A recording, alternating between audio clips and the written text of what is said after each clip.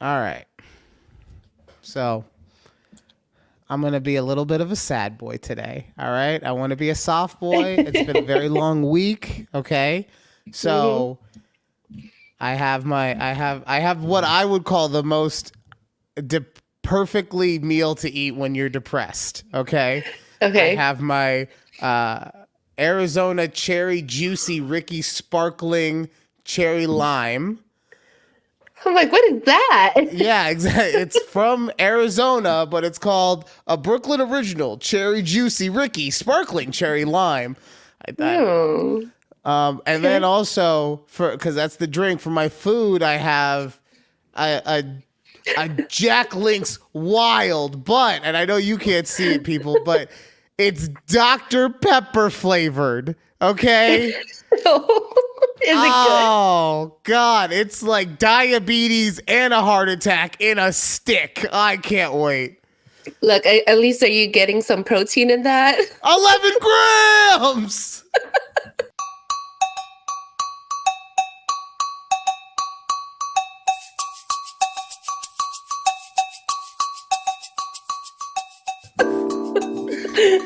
Oh, welcome to a conversation with Judy and Ryan right here on YouTube at takeabreathpod. Also, check us out on IG. We're going to start doing the IGs more often. You can find us on TikTok, Twix, whatever you like. Please remember, if you're watching or listening, like, share, subscribe, rate, and review, because all that stuff helps.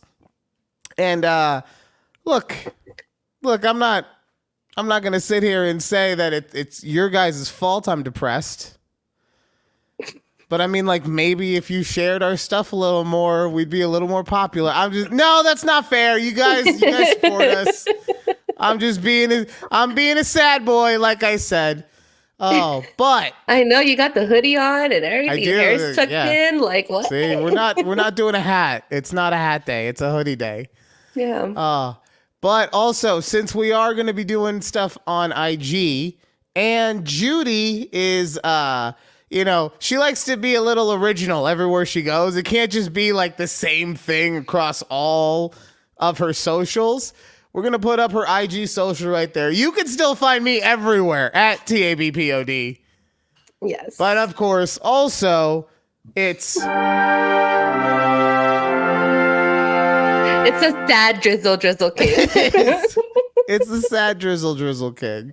But as the king, I have made a change in today's show geography, for lack of a better term. I didn't come up with any actual topics for myself this week. It was a decision I made. So instead, we will be doing some. We're going to be giving some takes on an am I overreacting? Okay. So I went on to Reddit and I found a newer subreddit called, because we've all heard of Am I the Asshole, right? Most of us anyway have heard of Am I the Asshole? Yeah. Where people go on and the point of this subreddit is you go on and you write a story that happened to you, and you're supposed to let third party people who do not have any interest in what's going on say if you are indeed the asshole or not. Right. The issue with Am I the Asshole is that people will literally bait and switch every single time. And by that, I mean, they'll go, am I the asshole for calling my wife a bitch? Right? And you're like, right. You read that, Yeah. You're like, how could you not be an asshole? How could you not? It's Right. your wife. And then you go in and it's like, so am I the asshole for calling my wife a bitch after she slapped my 3-year-old daughter in the face? Like, okay, you just wanted attention, right? Okay, yeah, of course. So he wanted all the thumbs up or whatever they do on Reddit. Exactly. So I went and I found an "Am I overreacting?" Which, to be fair, there's still some of that in there, but I found a couple that are 4 that I thought would be fun to talk about. So before we get started, though, I'm gonna open up my meat stick. Is this the first time you're trying this meat stick? Oh yeah, I've Okay. Okay. look. I enjoy food. Not even my fat ass is stupid enough to eat one of these on the regular. Okay, this is pure death. Okay. Okay. Oh. That's Oh. got a Those faces. that is a weird. Combination? That's a weird taste. Like, it's not bad. It's like you know how sometimes they'll have like not barbecue ribs, but like Jack Daniel's glazed ribs. Yeah, like some kind of glaze. Yeah. Right? Yes, I know what you mean. Yeah. It's like that, but a way worse quality version. And if they took the finished product and obviously because of what it is, and then put it into a grinder, because it's not like, because when you eat one of those ribs, you get points of, oh, there's the meat, oh, there's the glaze, oh, there's this. Yeah. This is just all flavors at you all the time. It's confusing my palate. Huh. Are you gonna finish the stick though? It's a sad boy day, okay? Fair enough. Would you finish the ice cream? Most likely, yes. Yeah. Yeah. All right. Yeah. Hold on, let me wash Yeah, it rinse the down taste with some- out. You know what we'll say about Arizona teas is that they never fail to always stay at the same price of 99 cents. They're $1.25 now. No. I don't drink Arizona teas. It was like a whole thing. Damn, Honestly, I did not know. actually no, I'm sorry. In some places they're $1.50. Ew. And then you can get them on sale like 2 for $2.50 or whatever. Yeah, but they don't even put 99 cents. They finally got done with their surplus of 99-cent cans because even they thought this is never gonna change. And then, Yeah, damn. then COVID came in and said, "Hold my beer." All right. I'm sad now. Am I overreacting when I get mad that my wife steps on my toes when I'm taking care of our son?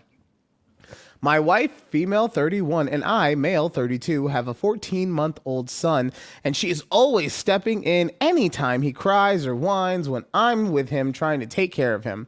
For example, today, he was walking on a walker and holding a toy that I thought would hurt himself. He would hurt himself with.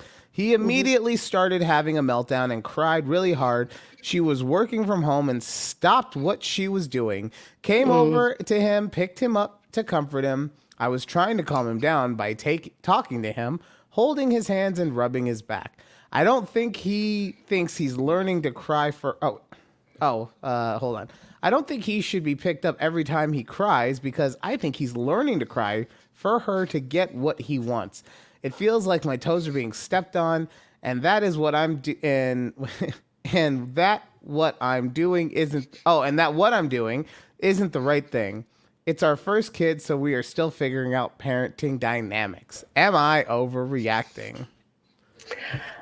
I mean, so I think if it's if it's a concern to him, I wonder if he's even brought it up to his wife about 100%. how she's always 100%. You think though? I think maybe he's like, no, she's no. the mom. I'm agreeing with you 100%. Okay. Is what I'm saying. Like, so yeah, that's something you those... definitely, because that's a thing that me and the EP have had conversations with. Like when I'm talking to Asher and I'm like, dealing with him, she'll come in and be like, and I'm like, babe, you gotta let me, because in that moment, whether it's a guy or a girl, right? In that moment, you're taking all the power away from that other party, right? The thing that I would say so I will say in general, no, not overreacting. However, in this case that he brought up, she's working from home. Yeah. Right? So she's working from home, and she hears the baby crying, and you have it. Now, granted, maybe it was like 10 seconds or whatever, and she just went into action. But I'll put it this way. If I'm working from home and the kid is crying for longer than I deem necessary while I am working, I'm going to take care of it. Because so I can get back to work. So that is the one thing where I'm like, you might be overreacting a little bit. Maybe you should take the child to a different section of the house where she can't hear him then. Right. Yes. Yes. You know, take him to the park. Yes. Yeah. Do like even just a stroll around the neighborhood. Like, yeah, I think that was also weird because I know I have like friends who work from home, but they also have like infants with them. Like, for instance, Val would mention how when her husband is home and she's working, like she expects her husband to take care of the kid because she's technically at work. Like she is working, just like, you know, when she would drop off her kids at like their grandparents for the work day. Because even though they're working from home, you still have to have that balance of like, yes, I have to work. And not have to worry about my kid.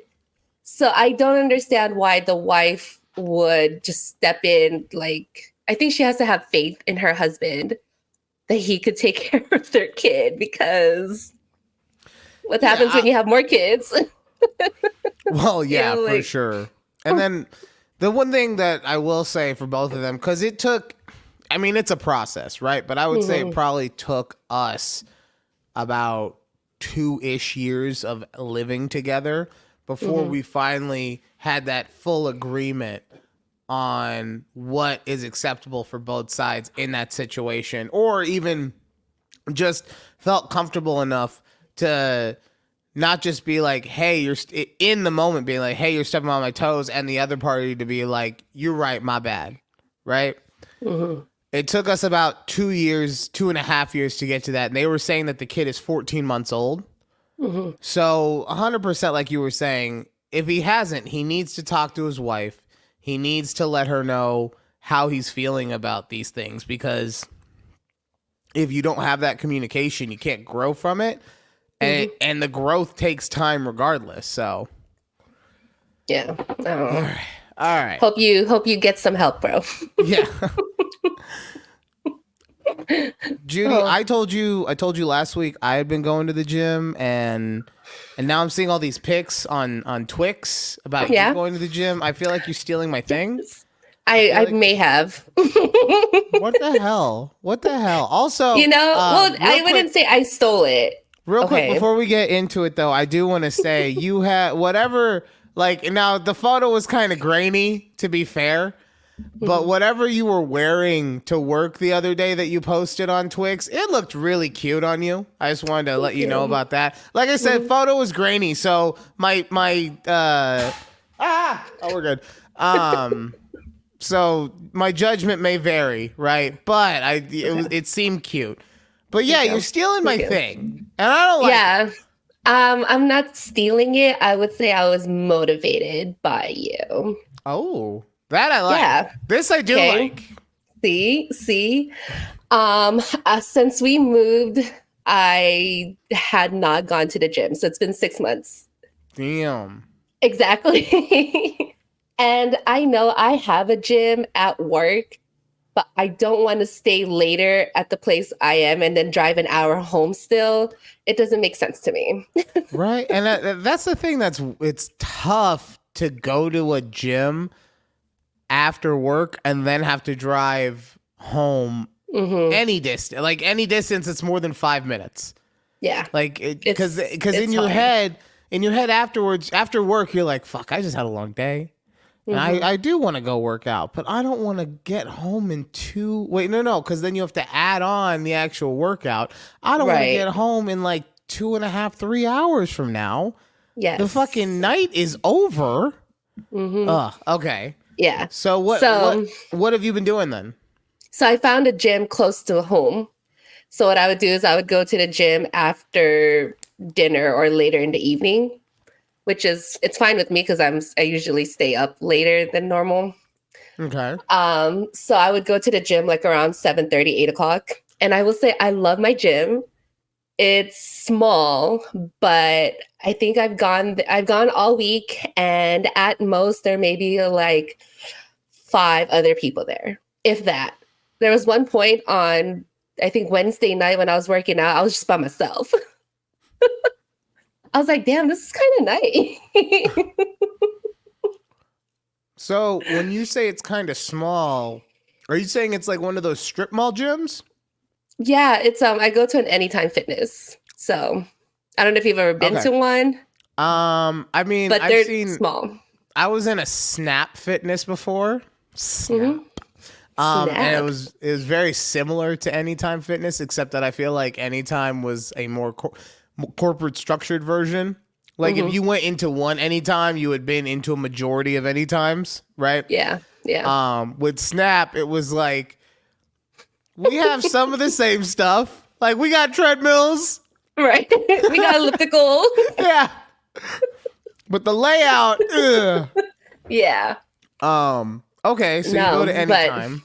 Yeah, and it's perfect. They have like my favorite machines. They have like the 2 squat racks, and they have one Smith machine, all the treadmills, ellipticals, and stuff. But I just love how not, because I was debating on that one or a bigger gym, which is the 24-hour fitness near us. Mm-hmm. And I just look at the comparison with the parking lots, and obviously 24 hours is just a lot more packed. And I'm not really like a people person. I would just rather stay in my own zone when I'm working out and not have to worry about people trying to use the equipment or they're waiting on me. Mm-hmm. So I think that's what I've liked about here. But on top of the gym, I subscribe to like a workout app. So I'm doing like their 8-week boot camp thing. I finished the first week and honestly, it's been pretty nice. I was like, okay. I'm like, if Ryan's doing this, I could do this. I was gonna ask you too, like what your workout is. Like what do you what are you getting sweaty to? Okay, I started using, so there's this fitness influencer, I guess I would call her, on TikTok. Her name is Whitney Simmons. I'm already done. I'm already no, but listen, stick. I know you would think, but I love her workouts because she actually does like weightliftings and things. So her app, she has like different workout programs. I'm doing her a live 8-week program, but anyway, she splits it up. You have 2 days of upper exercise, 2 days of lower exercise, and then you have 1 cardio day and then 2 rest days. And she splits it up for the week.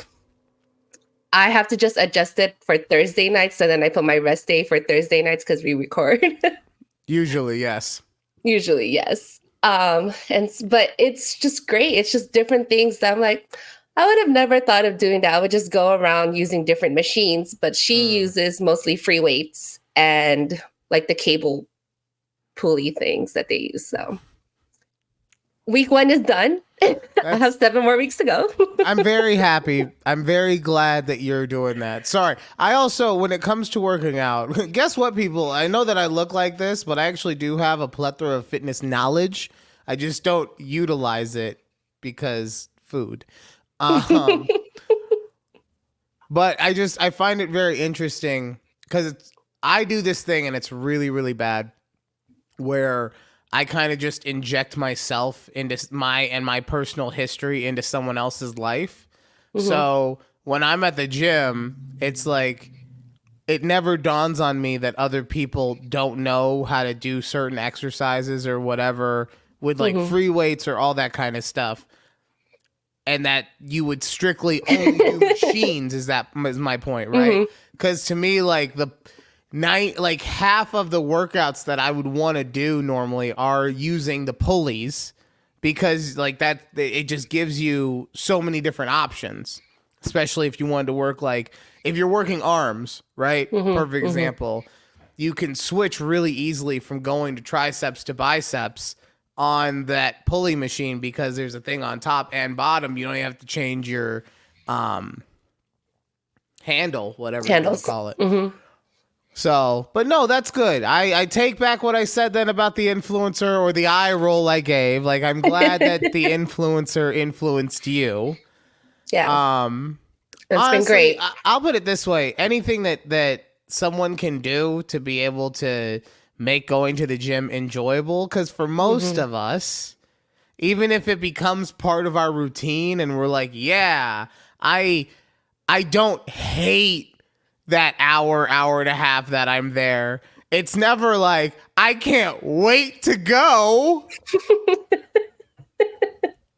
Exactly. Right? And so on top of real quick, this is actually why so many guys golf, okay? This is why my brother's at the golfing range or the driving range right now. It's so his tubby ass doesn't have to go to the gym, okay?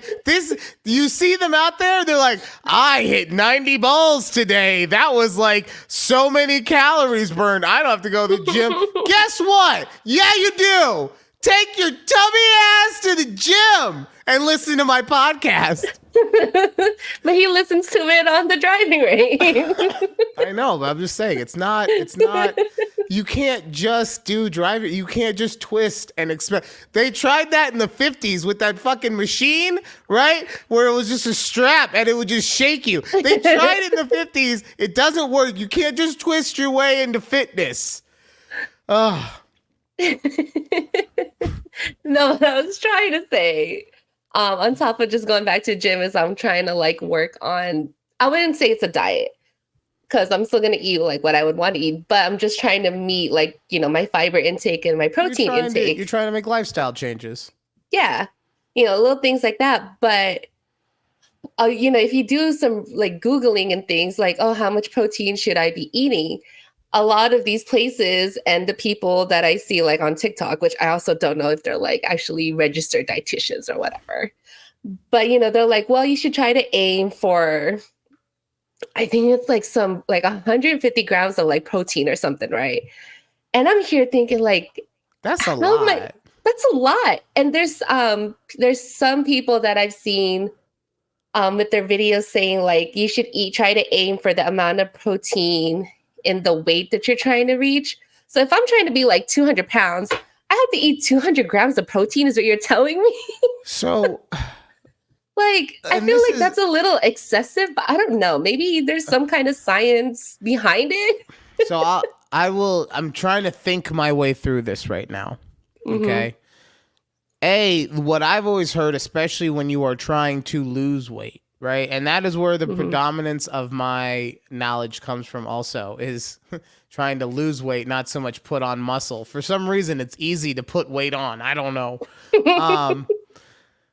But I've always been told that if you're trying to lose weight, you want to eat approximately half your, like in numbers, half your weight in grams of protein. So if you weigh 100 pounds, you would eat 50 grams of protein. Right. Right. And you're also an 8-year-old. So. Yeah. But yeah, and that could be off too. But that's what I'm pretty sure. Yeah, 200 grams. Because like a protein shake in itself is only like at most 30. 50. Well, I'm saying at least most 50. At most. Right. So you have to drink 4 of those a day. That's. But you would still try to. I mean, I don't think you would want to drink 4 protein shakes. But yes.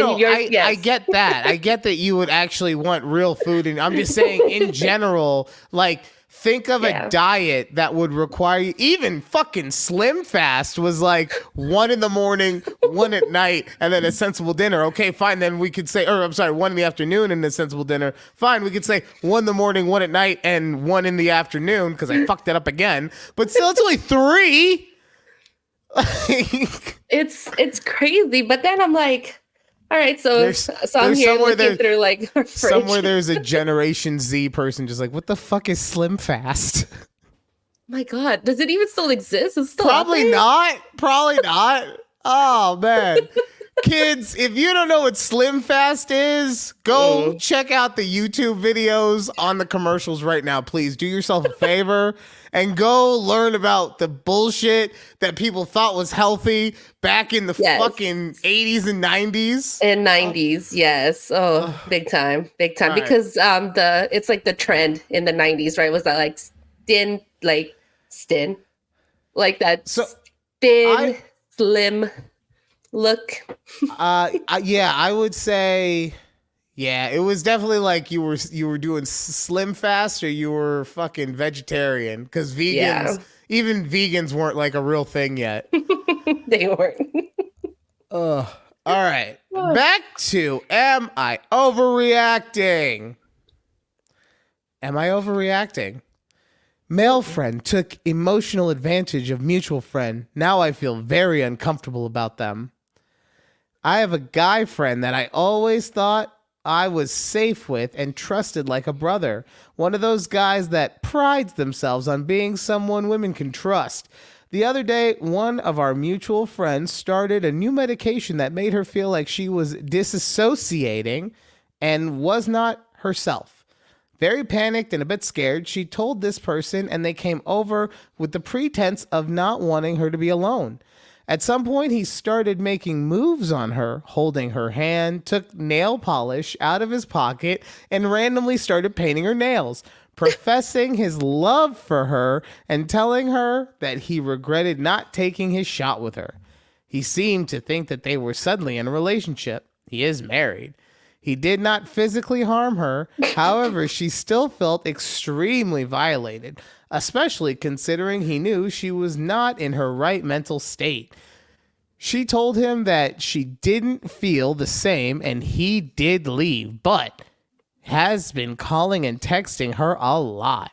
Maybe because when I got there that day, she was still very much not herself from the meds. And because of how much the fear of something similar happening, I'm considering cutting ties. I no longer feel safe. That was... Wait, okay, so it's from someone else's point of view with two other people involved in the story, right? That's what I just wanted to gather from here. Yes. Look, I'm not going to lie. This one is very delicate, especially since we don't know these people. But Yeah. I'm just going to throw it out there. Okay. I feel like, and I'm going to assume this is a she from the way that this was written. Mm-hmm. I feel like she's overreacting. Okay, and before the pitchforks come out, look, just hear me out real quick, okay? She mentioned multiple times in this story that her friend was disassociative, not acting herself, and just out of it due to the fact that she was on this medication. Mm-hmm. And it also did not seem like she has gotten the guy's side of the story.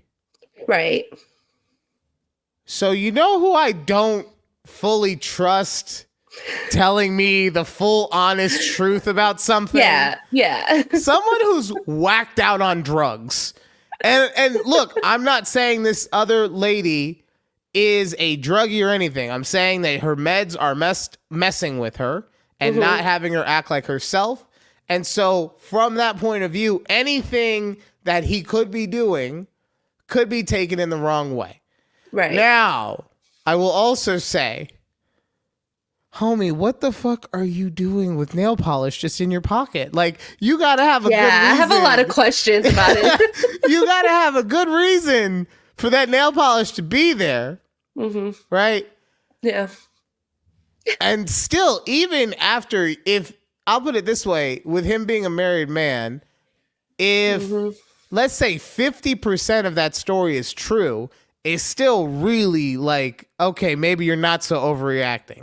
But my point as to why I would say she's overreacting is simply because the only source of information she is going off of is someone who is whacked out on drugs. Yeah. Girl, I don't know. I don't know about you. Maybe there's something wrong with you also, and maybe it's you. Maybe you're the problem. Yes. And your friends aren't the problem. Well, because here's the other thing too. Like at the end, she's saying that she wants the guy is texting her nonstop or whatever, right?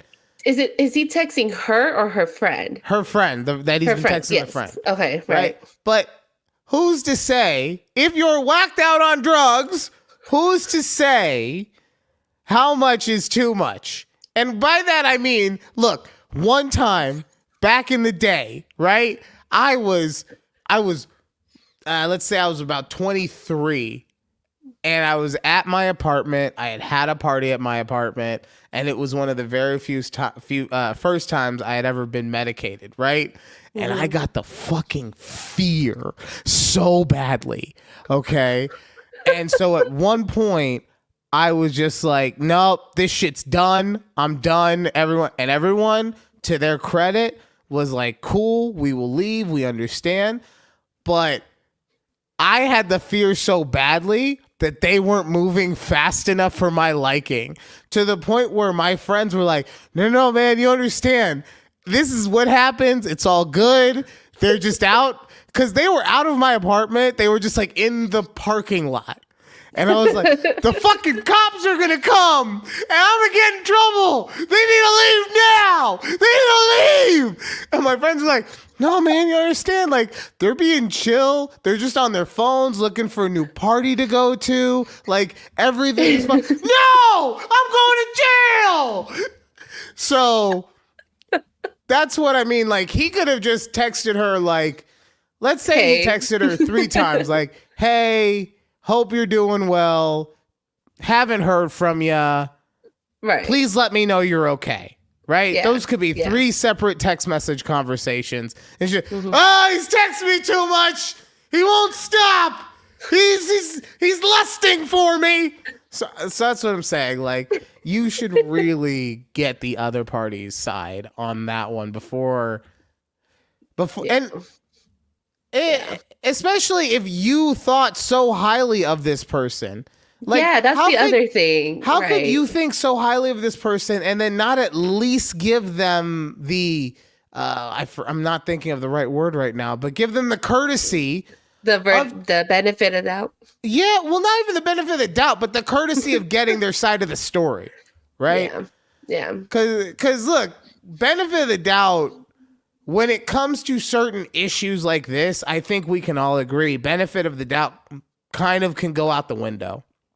Especially when it comes to your personal history, your personal comfort zone and all that stuff, right? Right, yeah.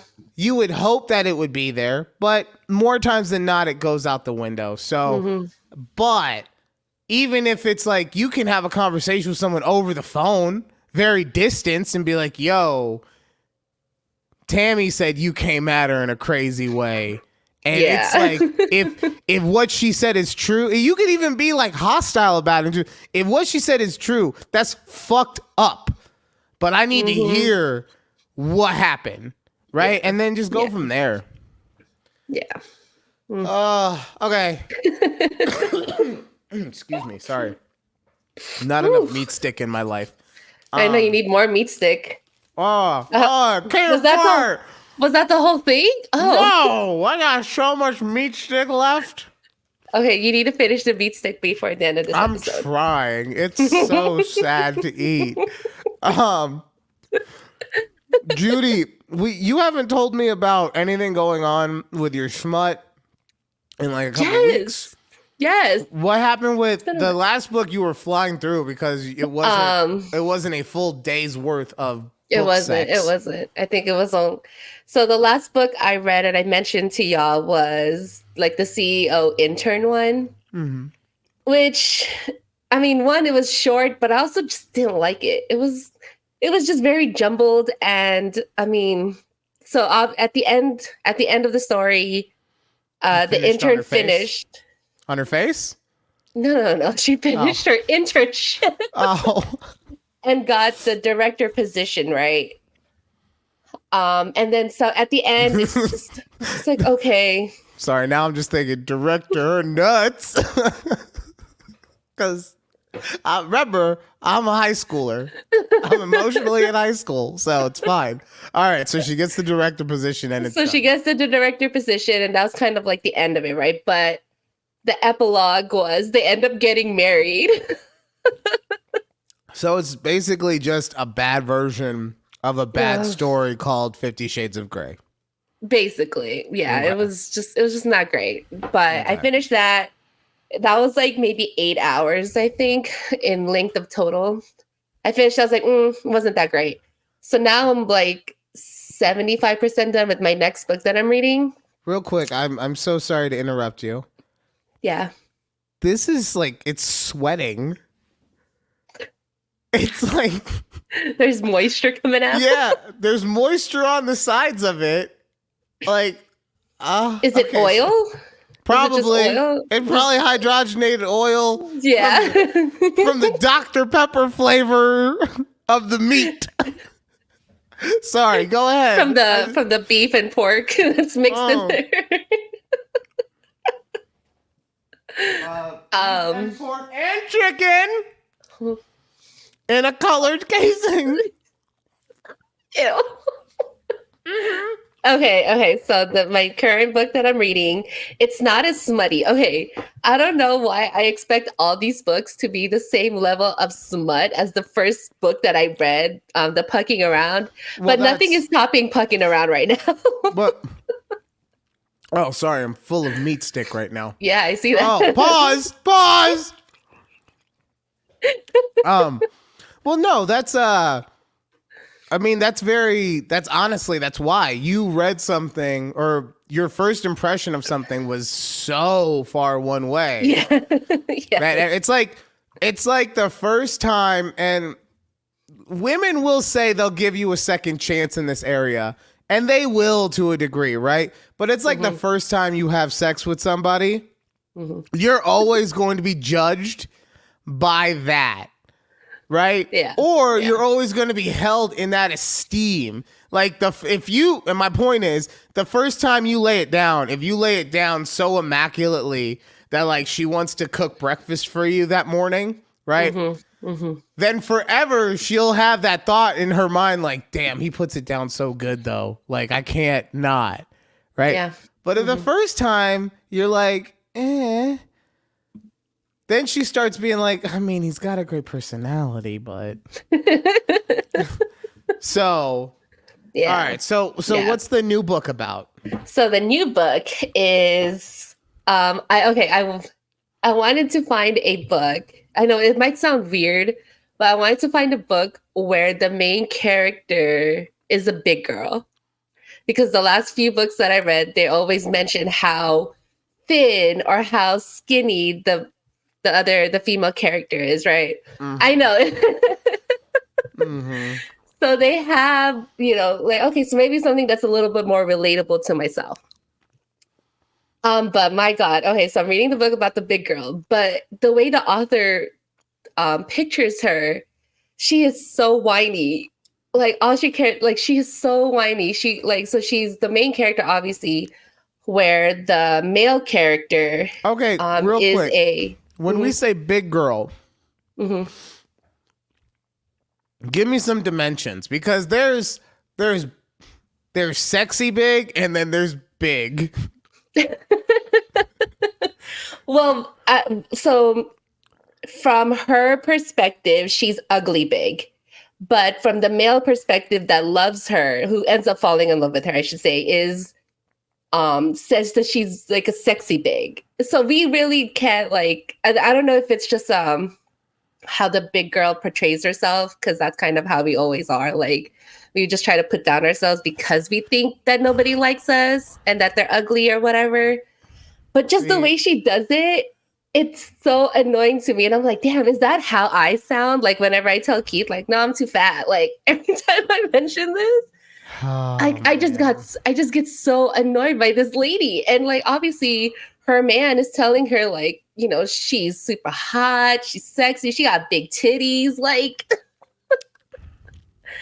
and he's like, how do you not see what I see? But I can also see from her perspective, like, but it just got annoying. And I mean, I'm happy that I'm almost done with this book because the main character, she's just like, and so then that kind of made me think, I'm like, okay, maybe I should also change my perspective on myself if I think this is annoying. Like, it probably is annoying to me too. Keith is in the car right now, like, please. Like, thank God she came to this realization. I tell her every day how pretty she is. And all she ever says is, shut up, Keith, you're lying. God, thank you so much. Oh, you're welcome, boo.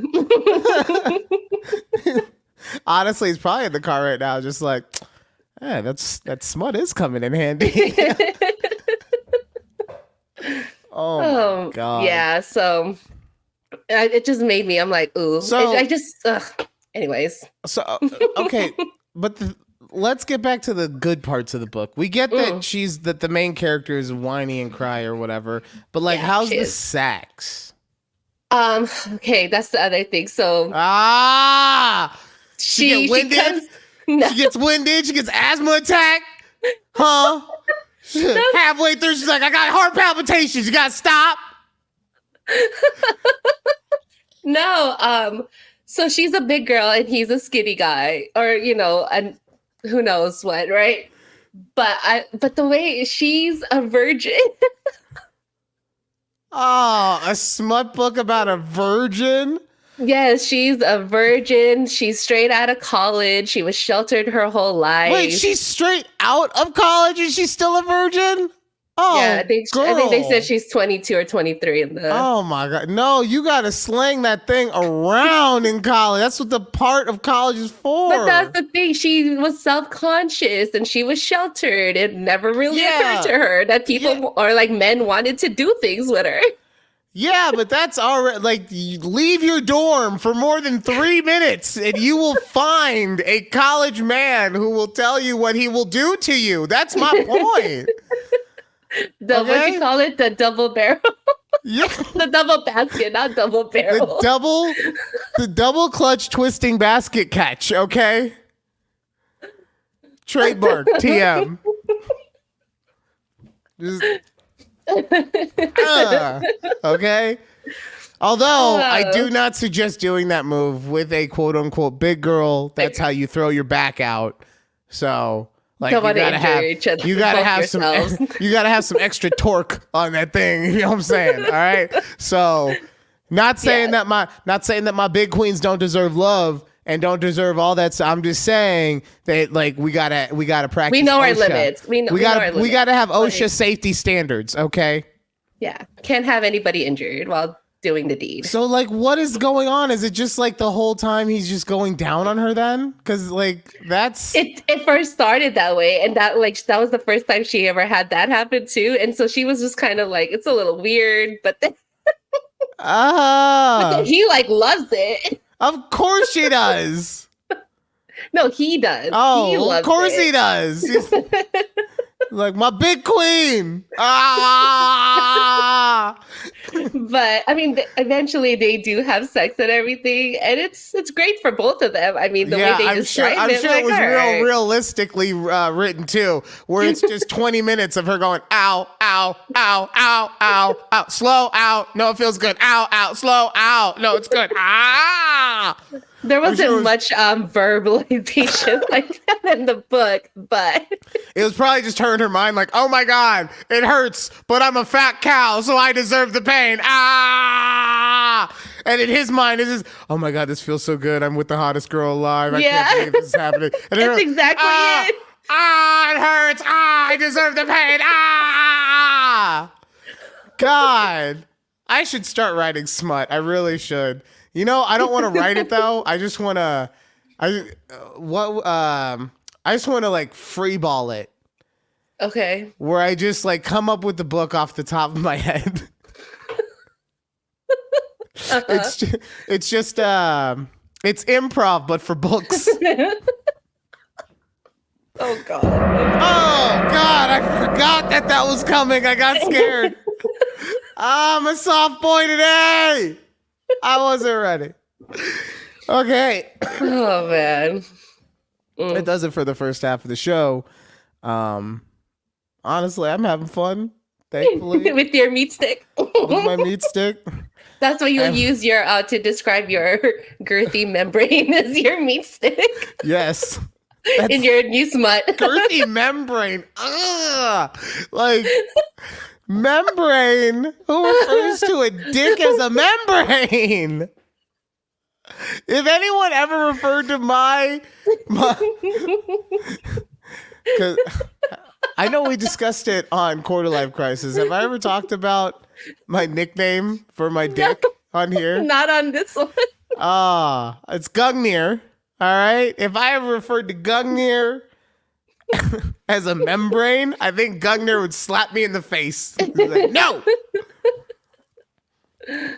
People are probably asking, why is it called Gungnir? Well, that's a story for a different time, and we have run out of time on this half of the show.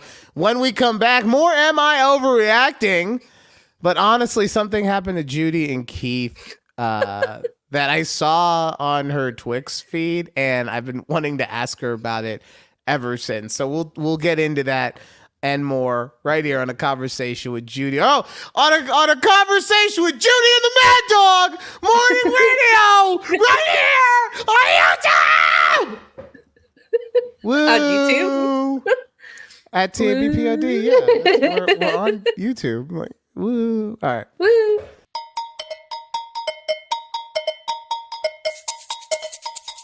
All right, welcome back to A Conversation with Judy and Ryan right here on YouTube at TABPOD. If you're just joining us, which obviously you're not just joining us, you've been here the whole time. Who starts a podcast halfway through? Who does that? No one. I'm continuing my meat stick. Yeah. How much have we finished it? We're almost halfway. We're almost Okay. halfway. Oh God, I've got like oil on my hands from the packaging now. You asked me something in the break, and I asked if you could ask me again. Yeah. I wanted to know how many servings is that meat stick? Thankfully, it's only one, right? Okay. But the reason I wanted you to ask me again is because as soon as you asked me during the break, in my head, I immediately saw the boardroom meeting for this, and they were like, look at the size of that thing. We gotta cut down the serving size. And they were like, no, we're not gonna put 5.5 grams of protein on we're one serving. I could see the head of Jack Links and Dr. Pepper just all going hard on being like, no. And then somewhere a bean counter is like, but like one serving of that size of a meat stick could kill someone. I don't care. Who would actually eat it all in one sitting? This guy would. Oh my God. Oh, all right. Oh man, that's good times. Judy, Good times. someone stole from you. Yes. Okay. Whose deals? Are We they don't live in know. a nice neighborhood? We do. But let me tell you what they stole, so then I can tell you about the neighborhood. So last weekend, we got Keith ordered our Biden Harris sign for the political How 2024, much did right? you guys pay? I think it was like $15 or something. I don't know. All right. I don't know. sorry. Anyways, okay, so Keith was like, I'm gonna put it out. I was like, okay, cool, put it out. He put it out last Sunday afternoon out on our near our sidewalk, right? The next day, I came home from work. I didn't notice anything different. Keith got home and he's like, hey, did you notice? I was like, did I notice what? He's like, someone stole our fucking Biden Harris sign. I go, shut up. No, they didn't. And so, sure enough, they sure did stole our sign. And so I was like, okay. And I was thinking to myself, like, oh, maybe someone from the HOA did it because maybe, they have something against political signs. And so I looked up our HOA book or whatever, and we're only supposed to have political signs. I think it says up to a month before the actual election. Fine, right? So I go, but you would think that they wouldn't just take it. They would just put it on our door or something. It doesn't make sense. They would send you a fine. Yeah, or a warning even. Yeah. Something, right? Something. So I go, ooh, Keith, should I take it to our neighborhood Facebook group and say thanks for stealing our sign, whoever was in our neighborhood? I go, do I want to cause some drama? Yeah, I was like, are you choosing violence right now? But I went to our Facebook group. I didn't say someone stole our sign. I go, hey, someone took our sign. And I go, I don't know if it was the HOA, but they're people were oh, it's probably not the HOA. They wouldn't just steal it.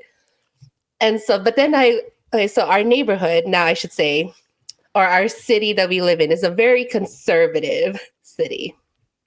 But I mean, we're in Texas in general, so obviously, Right. like, obviously, very red state. But I was just like, I was just telling Keith, like, damn, I didn't think that somebody would be like so upset and just like straight up steal our sign. But thanks to the Biden Harris campaign people, they sent us a new one for free because Keith said somebody stole our sign.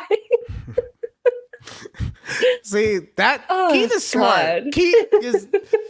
He knows how to play the game. Okay, because he was like, I bet, because I guarantee you, he sent that email and someone at the campaign office was like, "We will not let this injustice go."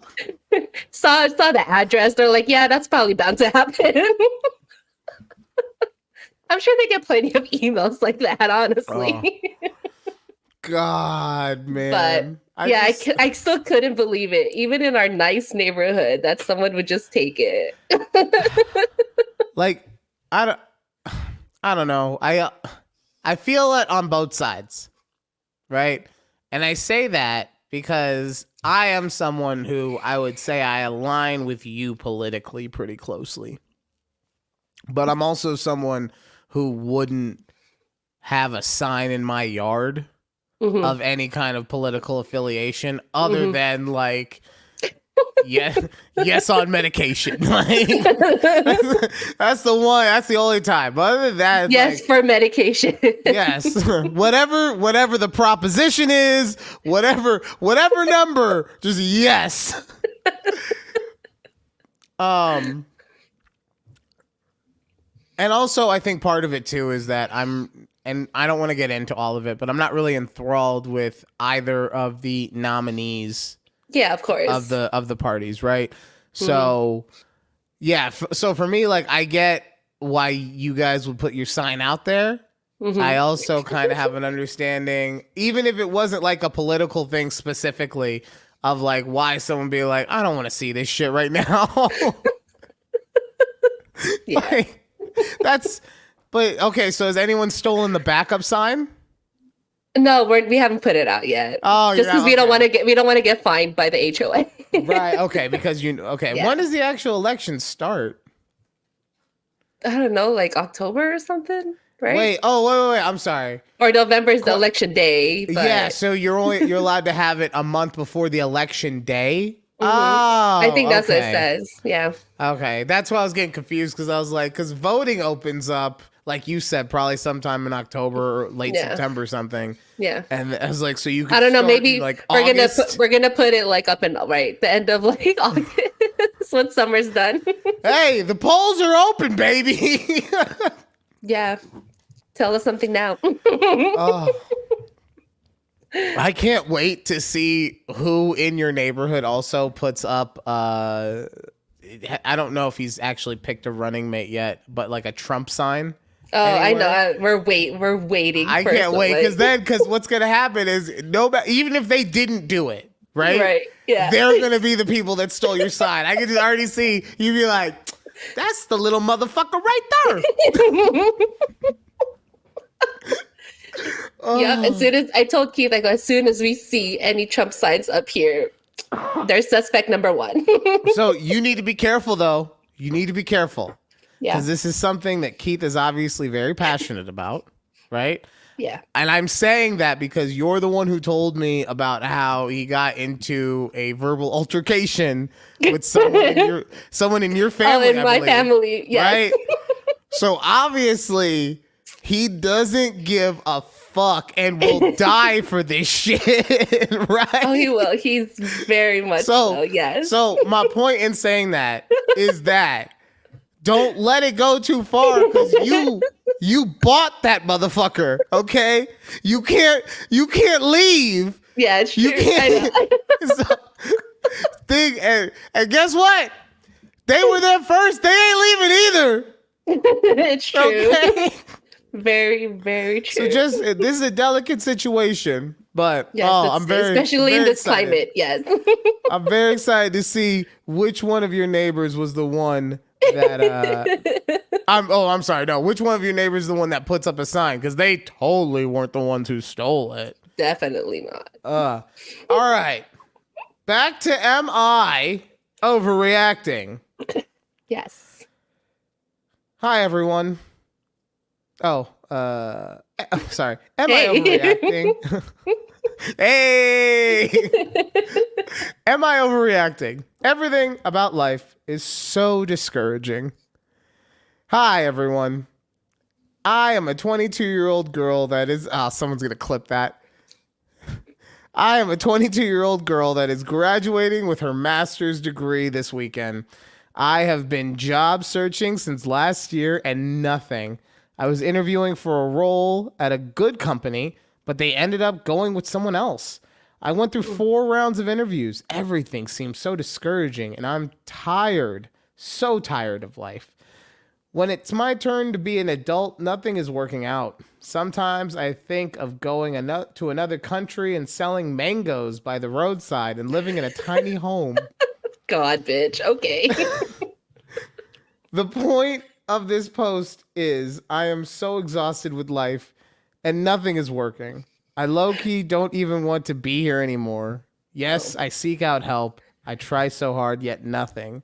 What more can I do? Jeez. I felt the energy from you shift so hard. Like you were like, yeah, solidarity. Okay, bitch. Come on now. I will let you go, and then I will give my opinion. A few things.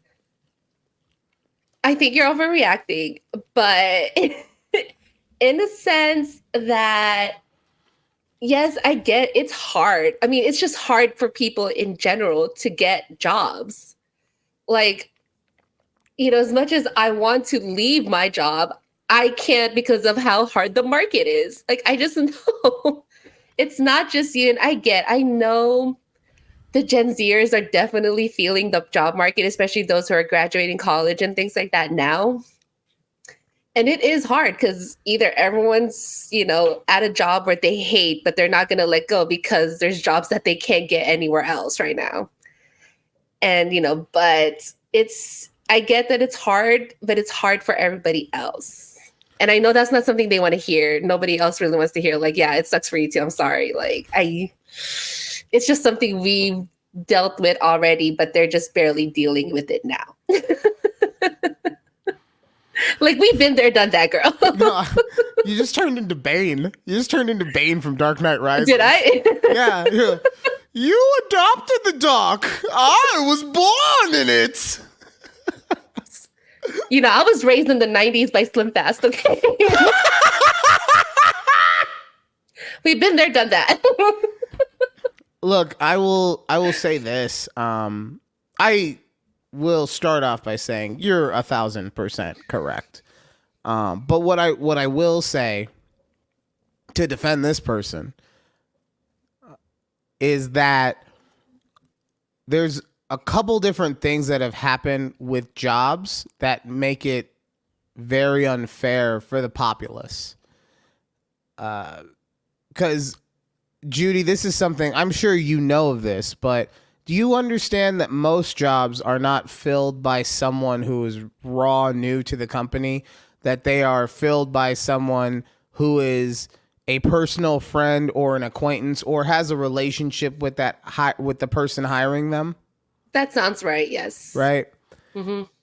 So my point in saying that is if you are going to make people go through all of these rounds and rounds and rounds only for still most jobs to be filled by, I like the cut of Jim's jib, right? Mm-hmm. Then you are being unfair to the job surplus or the job populace. Yeah. On top of that, since headhunting, or what's another word for it? Recruiting? Since recruiting has become such a vital job to be part of the HR department, Mm-hmm. right? So literally, to be part of the HR department, you no longer have to just be able to explain if someone can get a 401k or how their healthcare benefits work. No. You now also, in order to keep your job, have to have a steady supply of new applicants coming in. Right. Okay. So rather than going out and just trying to find quality candidates for the position, taking your time and doing it the way it should be done, you're now throwing out a mass net, right? And by throwing out a mass net, you've turned every single job into what I call a 10% job, right? And I say that because when you go, if you were to apply for the fire department, of all the people that apply, once you go through the physical training and the boards, before you go to actual firefighter school, but just to get to there, about 90% of the people do not qualify, right? Yeah. So that's what I'm saying. You're now turning a job, every single job on the market, into a 10%er job.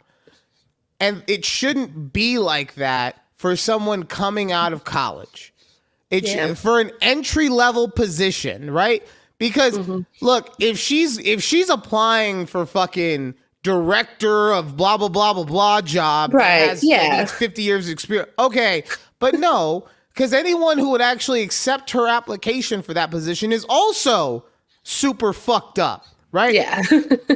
So for an entry level job, for you to have to go through all those rounds, only for you to be told time and time and time and time again, no, thank you. Because like I said, we've made it such a wide net that it's impossible for us to actually be able to fill these jobs with the amount of people coming in. It's just not possible. That it makes it so that it feels like the job market is exponentially harder, right? And that's before you get into the fact that the job market has not caught up as far as pay, has not caught up to inflation. Probably isn't gonna, people. Sorry to tell you. Yeah. You know, it's you know what? You know when it's gonna catch up? Right before that bitch hits again. I hit you. We all gonna make $40 an hour, and then shit, bread's gonna be $55 a loaf. I bet it. I bet you. Yeah. So that's why I say she is overreacting in the fact that it's something that we're all going through, and that she's gonna go and live in a fucking tiny hut in somewhere in the tropics. Country. Yeah. I'm just gonna go sell mangoes on the street. Like, and girl. I will say, I think that even she was being like, that she was having a goof.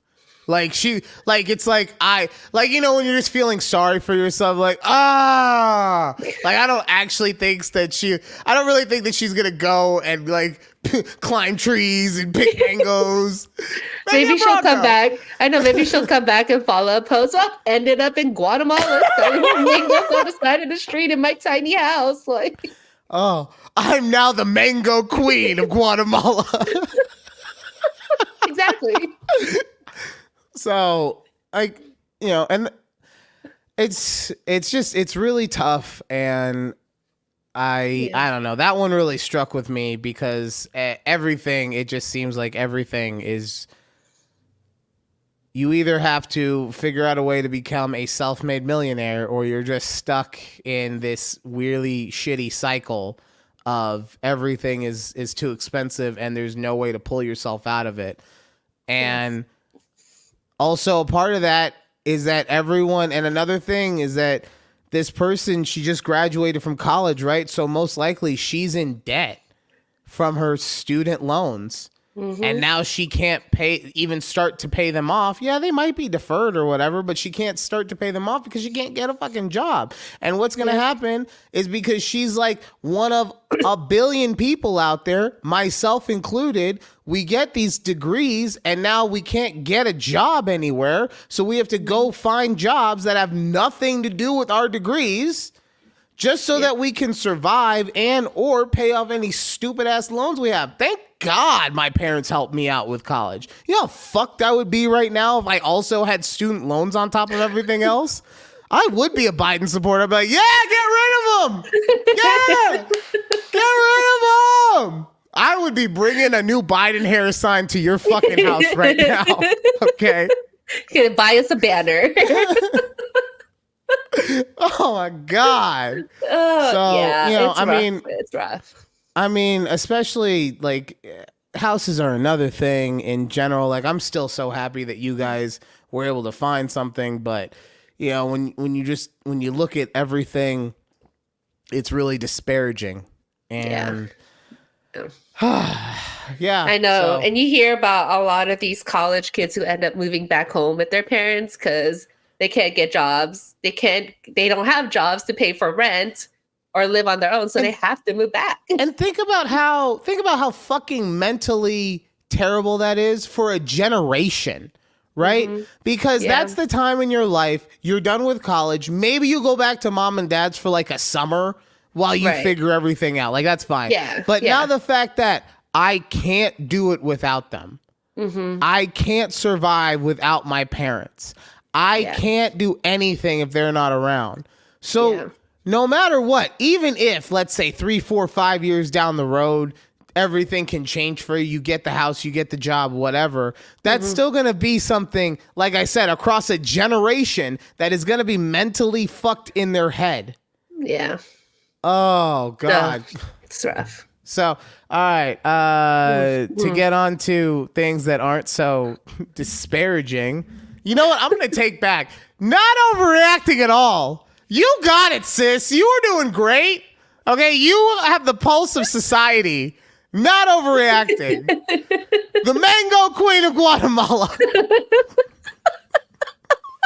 I love that mango queen of Guatemala. Oh, God. But wait. Since we talked about the college graduate, can I just talk about the unfortunate coincidence that I made? Oh, I forgot about that. Yes, please. Yeah. Okay. So I was telling Ryan that I discovered this like super unfortunate coincidence with the high school graduates of 2020 and the college graduates of 2024 because they're the same kids. Okay. So with all the political things happening with the universities canceling, what? Yeah. I saw a coincidence between this group of people and the exact same group of people. I know. I didn't put the 2 and 2 together. Okay, fair enough. So I was like, wait, yeah, that makes sense. So I read all the news articles about how all these universities are canceling their graduations because of all the protests that have, all the students that are putting protests and stuff. And I'm just thinking like, damn, these are the same kids who had to graduate peak COVID and didn't even have a graduation to do. And now here they are 4 years later and they can't graduate from college either. Like, that's just so fucked up. Like, how unfortunate is that for this one group of this generation coming up? You know what? I'm sorry I said anything. I completely take back my take about, oh, look at this one group and this other group. Kudos for you for putting that together. That is shitty. It's the shittiest thing. I'm like, oh my God, how terrible is that? Like, you're so looking forward to graduating high school. COVID hits. Y'all got to do like this little stupid Zoom commencement. And now I get the students in college now are protesting something that they believe in. And all of this pro-Palestine, whatever. It's still over Palestine? Mm-hmm. Oh, I thought we had moved on to something else by now. Shit, I thought they were like protesting women's rights or something. It's like full on force right now with that. But okay. So, and I'm like, damn, like I get that they're standing up for what they believe in and things, but I'm just like, I just spent 4 years in college thinking I was going to go up on stage, to make my parents and my family happy. I'm graduating college. And now here we are again. And they just cancel our commencement with no like backup for it or anything like that. Like, it just sucks for them. No, it does. Like, cause I remember at my high school graduation, like my big complaint was that we weren't allowed to throw our actual hats in the air. Mm-hmm, we weren't either. Because they had like pointed corners or some shit. So they gave us like like cardboard hats that we could throw up, but they were my colors were black and green, right? But mostly black for the gown and the cap. But this was like an actual piece of cardboard. So if I threw it, this is brown. So I was like, I can't get jiggy with this, okay? No, I can't get in to throw this in the air. But yeah, no, that would suck if somehow not one but both of my. I mean, look, for me personally, I would have loved it. Mm-hmm. You really? Know? Well, so I did both of my graduations, right? Yeah, I did too. Do you know what I remember most about both of them? No, what? How fucking long they took! Yes. You know what? Yes. The fact that I made my parents sit through UNLV's like 4-hour graduation ceremony was, you know, at like 9 a.m. Like, what are we doing? So, oh man, and that's it. It was just they take so long, and it'd be one thing, especially in college, right? I think college should really change the way and I get for money reasons you probably can't. I think college should change the way they do graduations, in which each school should just get its own graduation, right? Yes, I agree. Because in college, like if you're in journalism, right? So that's J. So you have to wait for all of the A majors to go before you, right? Right. And then guess what? You don't get to leave because now you got to wait for every other fucking college to go through too. Right. After the J. You know, and then you're just sitting there. And look, if you get to sit next to like a homie or two, that's different. But they have you in order by alphabetical order. You don't know these motherfuckers. You don't know who's next to you. So you're just sitting for 4 hours. It's not like they have it in the fucking movies, right? You're just sitting there for 4 hours. You're just like, yeah.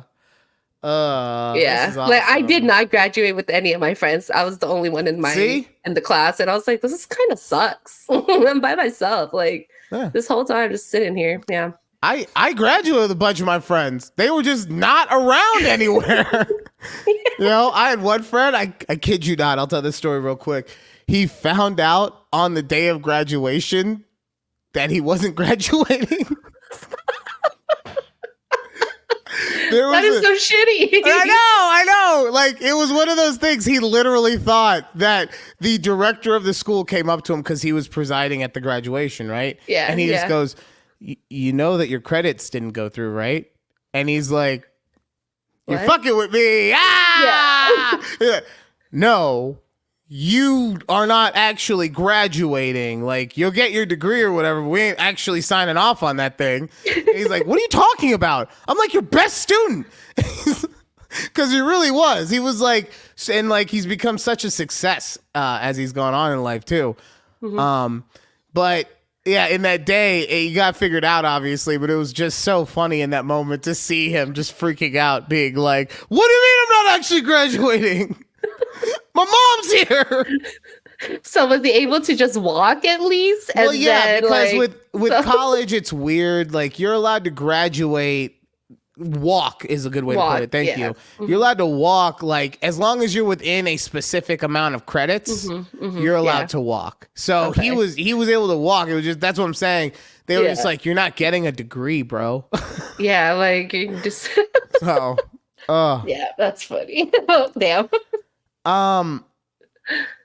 Oh yeah, you were also telling me that they had a fire drill at your work? Yes. Okay. Let me say that one, I was voluntold to be a fire warden, which means that I'm the one who's supposed to help people get off of the floors, direct them to the stairs or whatever, right? And typically, my job will send the fire wardens a notice like, oh, we're planning to do the fire drill on this. Just make sure you're ready. If you're off, make sure you have your backup, whatever, right? We got no notice the other day. I take my lunch fairly late, like around 1:30. The fire alarm went off at 1:30, right? I was coming back from lunch, like walking into the building, and I go, oh, the fire alarm's going off. I'm like, oh, everyone's just leaving everyone's walking out the building. I go, well, damn, I guess I'm not going to be a fire warden today. I don't have my little vest. So I just walked to where we're supposed to like meet up with our floor. And I'm here thinking, like, God, what sucks is that our building is 13 stories high. So we have 13 floors, right? I'm on the 12th floor. If there was an actual fire drill and we don't know where the fire is on which floor, and we're like stuck in the staircase from the top floor, and everyone's just I'd be dead. I'm gonna just say that. Like, this is ridiculous. And I get, obviously, we have to do it just in case of whatever happens. But I'm thinking, like, how many people are actually going to be this calm to walk down 13 flights of stairs all the way to the bottom floor? How do they expect us not to bring our stuff when there's an actual emergency? Like, I'm grabbing my shit, and once I'm out. I'm not coming back. Mm-hmm. Like, that's my thing. I'm like, oh man, this is just the worst thing. And then on top of that, it's been hot out here in Texas. Whew. People did not put on deodorant. All right, let me just say, the staircase, nasty. It was the worst time to have this fire drill. Oh, it was just a rough time altogether. I'm also just trying to think, like, when's the last time I even did a fire drill at work? I cannot. And I'm sure that I have at one point. I don't even think I did I know I didn't do a fire drill in college. Like, we didn't do any in college either. I'm sure there was like an active shooter drill at some point, but not like an. By the way, I didn't the gun statistics. I'm feeling sad boy today. I didn't want to be reminded of more death. Just know there were more shootings. Okay. More. Yeah. But that was just. Is wild. And then the fact that everyone had to go up the same elevators. So a whole building, and we only have like 2 elevators per each side of the buildings. Everyone was just waiting to get up back to their floor. Unless, I was not about to take the stairs for 12 floors. So I was like, nah, I'm good. I guess my question is, like, how much trouble would you have gotten in if you just didn't participate? Not you, just in general. Well, they actually have the firemen go through each floor to make sure everyone's out of the building. Right. But I'm saying, like, what do you mean if I was just to stay on my desk? Yeah, like if the fire alarm's going off and I'm just like, I don't really feel like dealing with this right now. And I just put my headphones on and I keep working. Right? Like, and then the fireman comes up. I don't know how much. Yeah, and the fireman comes up and they're like, sir, you have to leave. Like, is there a real fire? No, it's a drill. Okay, then I'm not leaving. Bye. Like, now, but that's what I'm saying. Like, would it cause, and I'm sure it would, like, I'm sure it would cause you guys to fail some kind of inspection. Yeah, you'd probably get like a citation or something. Yeah, right? Yeah. But even under those circumstances, depending on my track record, okay, I still might volunteer for the citation over dealing with what you're talking about. Oh man. Although we did discover the service elevators where our janitors and the paper shred guys come up, so now we know there's like 2 more other elevators that we could use. Someone's gonna get caught fucking in there. Someone's gonna get caught. I can already tell. Like, probably. God, no cameras in there type thing. No cameras, like no one actually knew about it before, like, oh yeah. Right, yeah. Someone's gonna be like, oh, I know about this spot. And then it's the one time the paper shredder guy is like, oh God. All right. Yeah, all right. Good. Last, am I overreacting? Okay. Am I overreacting over my employee potentially going behind my back? Ooh. Have an employee at my small business, usually is a pretty good person. We have another associate that works with us for government/legal services who isn't an employee, but he does need to be closely connected to my employee. Thing is, he instructs the employee directly in regards to some of the work that is to be done, and my employee does it for him without keeping me in the picture. I inform my employee that I am his boss and that he should keep me informed as to what he is being told to do by the legal associate. Unfortunately, yesterday ago, the matter repeated its, I don't understand, but yeah. Yeah. Okay. Unfortunately, yesterday, I'm guessing again, the matter repeated itself, and I scolded my employee for not listening to my instructions. For not listening to me, and I reprimanded him. Am I overreacting? Judy, may I? Judy, may I real quick? Judy, yes. Please. Yes.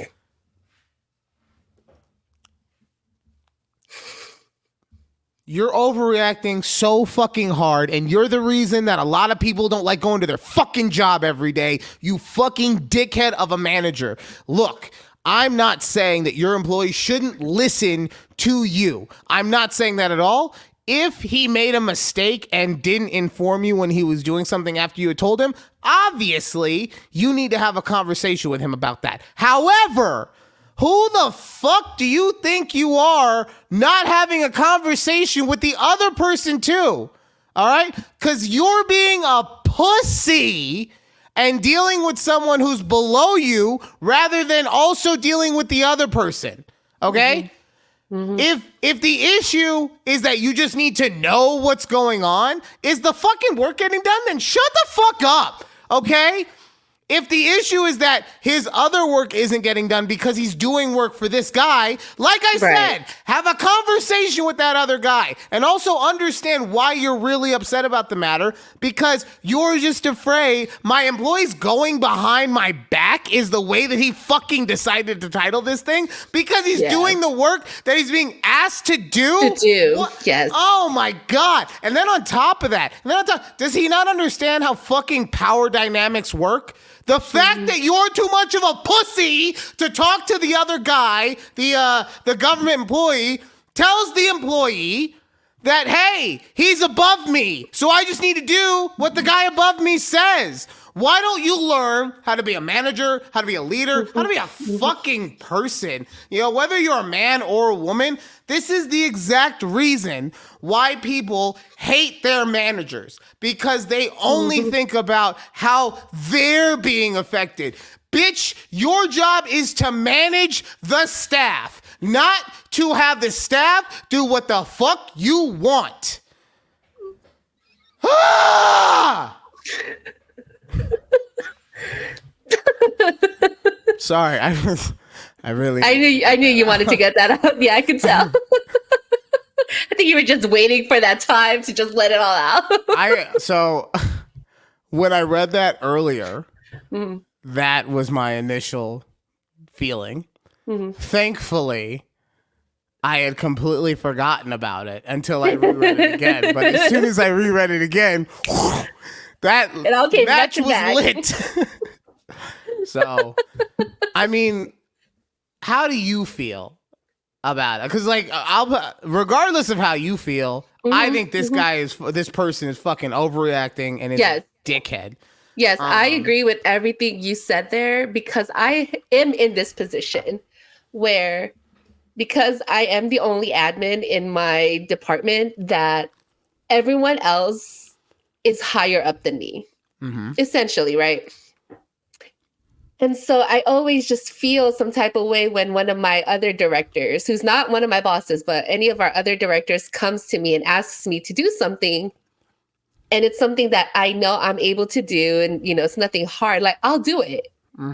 I don't foresee like my boss is coming at me like, hey, why are you doing this job for this person? Like, you're going behind my back. Like, we're not going behind your back. We're just helping a fellow employee who just so happens to just be a higher up, you know, title from what I am. I don't see why would that be causing you to go behind your back to help someone else? Like, are they trying to leave your department? Is that what you're worried about? Like, are they trying to steal your employee?